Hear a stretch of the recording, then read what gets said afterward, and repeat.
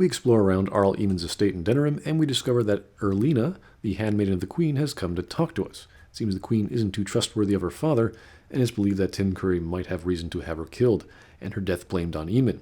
This is a rather startling and immediate development in the plot, and it makes us believe that, out of sheer luck, we have already one-upped Loghain. Contrast that with how quick Loghain came to us when we arrived in Denerim. However, it's never mentioned or implied this might be a trap of some sort, as this seems too good to be true. Why would Loghain want to imprison his own daughter, the Queen, with Tim Curry? This is excellent pacing, but it's rather contrived and thus not a very intelligent plot point.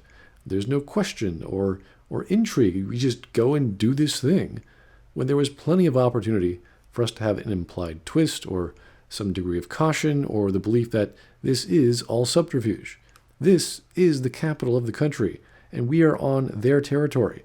They're not going to come at us charging with an army. They're going to use their brains. Why aren't we? So instead of some depth or ponderance on double-crossing or ruse or possible plots and strategies that our enemy might employ, or even just a question or two to lampshade this event, we just head on over to the Earl of Denerim's estate where Queen Anora is being held. Seems the hired help are revolting against Tim Curry. Wow, how helpful. What a coincidence. Instead of using that to our advantage, we just kill some guards who notice us. And then we don some disguises while Elrina distracts 2 other guards for us to get in, which doesn't make too much sense because we could have simply walked in with the disguises before. No one really had to die there. And Elrina could have just asked us to go in with her because we're guarding the Queen's handmaiden and she's an authority figure, and everyone should know that by now.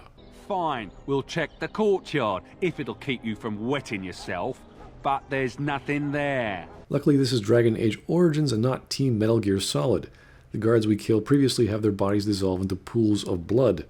And since this isn't a sneaking game, I'm kind of curious why we're even doing this whole distraction nonsense. Surely some part of the estate knows we're here. We were just attacked. Those men are now dead. Why couldn't we just take out these 2 guys?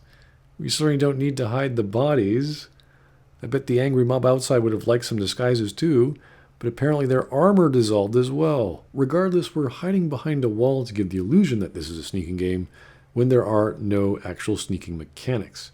So we just waltz right through the estate in our disguises and no one bothers us, and then we make it to Anora's door, which is now magically sealed. We must find a way to stop the mage that caused it, which is apparently at Tim Curry's side. Anora says she'll promise she will aid us in the Landsmeet if we save her. Erlina says that Tim Curry should be in his room. We go to his room, which is strangely connected to a dungeon. Upon entering, we see a prisoner strangling and snapping their guard's neck, unlocking his cell and taking his clothes. This makes no sense, as the guards seem to be standing right against the bars of the prisoner's cell as soon as we entered the room, meaning the prisoner could have done this at any time. A distraction wasn't needed, and the door we just entered in was unlocked. He's Riordan, a senior Arlesian warden of Jader. He immediately recognizes Alistair. Now, what a great coincidence. After all these months, another Grey Warden just sort of rescues him on happenstance, even though we didn't know he was even here, even though we're looking for a mage, and even though we'll probably get our revenge on Tim Curry in the process of finding this mage. The game is simply handing us all sorts of winning conditions with us barely even trying. We just walk into scenarios that immediately benefit us. And now that we're in a dungeon, we're cut off from the rest of the estate and can cause bloody murder with no one noticing. Not that that was a problem previously. Turns out King Kaelin sent for support from Grey Wardens in Narlé, but they were unaware of what happened at Ostagar. The 200 wardens that came were sent back at the border. Now, Riordan is special as he was born in Ferelden, so they decided to send him in to discover what really happened.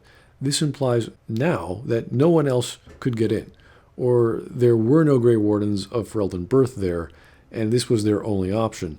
This also implies that there's some kind of immigration ban on, or legions getting through the border in normal channels, which makes enough sense, but one would think an organization with all sorts of authority and numbers as the Arlesian Wardens would have at least have some sway with documents or legal proceedings similar to what we have. We must thus assume that Loghain has enforced a strong immigration rule in the interim. We discover, by talking to Riordan, that the method to make wardens requires a drop of archdemon blood, and that it's possible Loghain may have taken or destroyed the Denerim Grey Warden stash. Additionally, it seems Loghain went into the dungeons as well. So now we can effectively have a coup, get revenge, free Anora, win the Landsmeet, and win the whole conflict leading up to fighting the Blight, all in a matter of minutes. Now, we end up having royal, holy, bloody murder slaughtering a whole bunch of guardsmen just doing their duty. It seems like they never left this dungeon at all.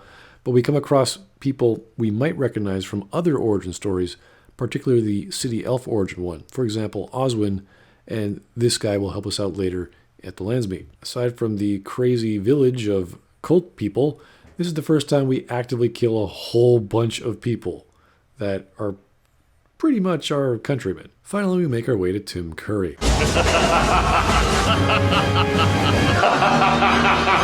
I remember playing this scene just to re-equip my family sword to use against him, as it was our mother's wish. But the game doesn't seem to acknowledge this. That blade cannot fall into Howe's hands. It should sever his treacherous head. Make us spit on you. I deserved more. With our personal plot finished and absolutely zero character development, a whole dungeon full of dead men, and about zero drama or character choices, we just continue through the dungeon and find the previous Arl Hawk of Denerim. There is, however, no sign of Loghain, which implies he either snuck out past us, or there's just another exit. However, we never seem to find that exit. Instead, we go back up to the ground floor and it's all combat again. Apparently our disguises won't work anymore, or we just don't want to use them.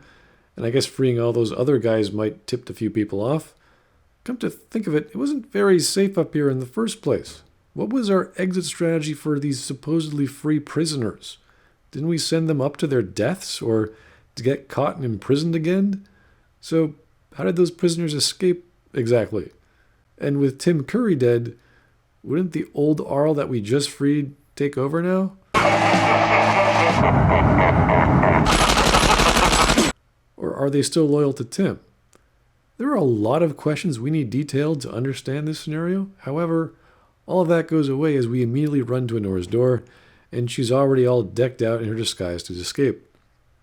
However, her dialogue at least partially lampshades these problems. Because there are two sorts of people in this house. Those loyal to Howe, and those loyal to me. If Howe's people find me, I'll be killed. And my people will insist on escorting me back to the palace, where my father may also have me killed. So we're led to believe there's this little civil war going on that's independent of us, if word got out that whatever just happened in the dungeons is now publicly available knowledge. Although that is dependent on what all those prisoners who escaped just said to whomever and whether or not they were actually believed. Would Loghain's men attack Tim's men? Would Tim's men know what to do? Did they even know about the prisoners? Are some still loyal to the previous Arl who's now up here? It seemed that what was down in Tim's dungeon stayed in Tim's dungeon.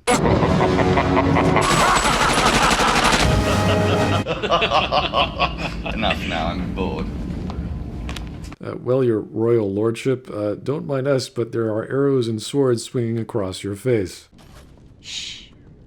You'll draw attention to us. With all due respect, your majesty, I think the jig is up. A few men have already died in front of your face, as evidenced by the blood splatter effect. And again, this is not a sneaking game. Just look at this. How was worse than the rioters? Oh, I guess the old Arl just stayed. Okay, well, it was his place after all. I thought some of Tim's men might have wanted him captured again or maybe killed this time, but I guess they're all gone now. Would Loghain's men want that too? No? Would they care? Would they even... So just when we're about to leave, Loghain's right-hand woman, Traynor, shows up. Oh no, how unexpected. Instead of putting up a fight, we can just surrender and... this happens. I'm surprised this ended peacefully. Bring the wardens. Loghain doesn't care about the rest. Now, either Loghain doesn't care about his daughter, or Traynor didn't tell us that, or Traynor didn't recognize the queen in her disguise. Apparently, she also didn't say or do anything to secure her again, or ask who this woman and Elf are doing with the newly found prisoners, as she's in the next scene talking to Eamon. This all just sort of happens. And it doesn't matter if we fight her or not, we still end up getting captured. There's no build-up. It's a complete surprise and ends just as quickly. Now, I'm all for a brisk pace leading up to a climax, but this just happens. And we're left scratching our heads as to what is going on with Anora, Loghain, Traynor, Tim Curry and all the people he kept alive for some reason, the people we just freed if they got out, the rioters, and whether or not anyone can help us through any of this. Instead, the next scene is with Anora trying to come up with a plan back at Eamon's estate to free the wardens from Fort Dracon.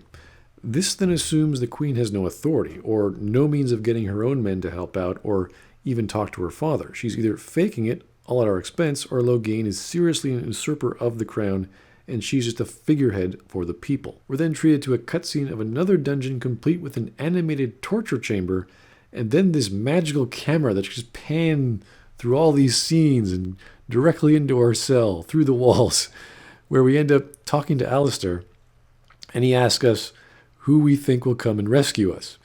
This is very strange, as our choices of a conversation we're having with Alistair in a jail cell literally somehow from far off get those specific teammates we selected to make a rescue attempt like it's magic.